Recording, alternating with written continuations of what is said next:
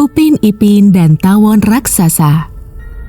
Di sebuah desa kecil yang dikelilingi oleh hutan yang lebat, tinggal dua saudara kembar yang sangat ceria dan penuh kegembiraan, Upin dan Ipin.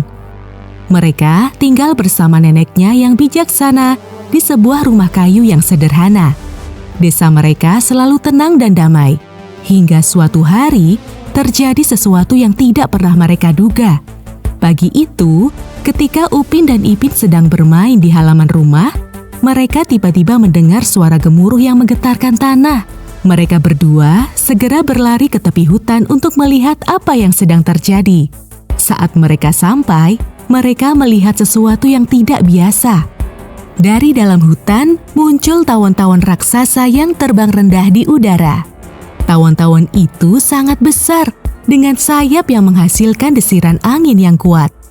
Upin dan Ipin kagum, namun mereka segera menyadari bahwa tawon-tawon tersebut bisa menjadi ancaman bagi desa mereka. Kedua saudara kembar itu dengan cepat berpikir untuk mencari cara agar tawon-tawon raksasa itu tidak menyebabkan kerusakan pada desa mereka. Mereka merencanakan sebuah jebakan ramah lingkungan untuk menarik perhatian tawon-tawon itu ke arah yang lebih aman, menjauh dari pemukiman desa. Upin dan Ipin bekerja sama dengan warga desa untuk membuat jebakan yang tidak akan menyakiti tawon-tawon raksasa tersebut. Dengan kreativitas dan kecerdikan mereka berhasil membuat jebakan yang efektif. Saat tawon-tawon itu mendekati jebakan, mereka terpikat oleh sesuatu yang mengalihkan perhatian mereka. Dan akhirnya, mereka menjauh dari desa. Desa kecil itu diselamatkan oleh Upin dan Ipin yang berhasil mengatasi ancaman tawon-tawon raksasa dengan cara yang aman dan bertanggung jawab. Warga desa bersyukur kepada kedua saudara kembar tersebut karena keberanian dan kecerdasan mereka. Setelah itu, kehidupan di desa kembali seperti semula, penuh kedamaian dan kebahagiaan. Upin dan Ipin menjadi pahlawan di mata warga desa, dan mereka melanjutkan petualangan mereka dengan senyum ceria di wajah mereka. Beberapa minggu setelah kejadian dengan tawon-tawon raksasa, kehidupan di desa kembali normal. Namun, Upin dan Ipin merasa bahwa mereka masih harus berbuat lebih banyak untuk melindungi desa mereka. Suatu hari, mereka menemui seorang ahli biologi yang sedang melakukan penelitian tentang alam liar di sekitar desa. Ahli biologi itu memberitahu mereka bahwa tawon-tawon raksasa itu sebenarnya terdampar dari hutan yang jauh.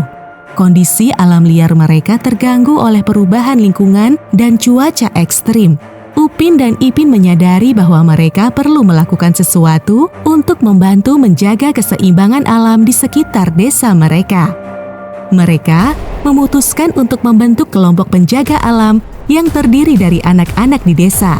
Bersama-sama, mereka merencanakan kegiatan pelestarian alam seperti penanaman pohon, membersihkan sungai, dan mengadakan kampanye pengurangan penggunaan plastik.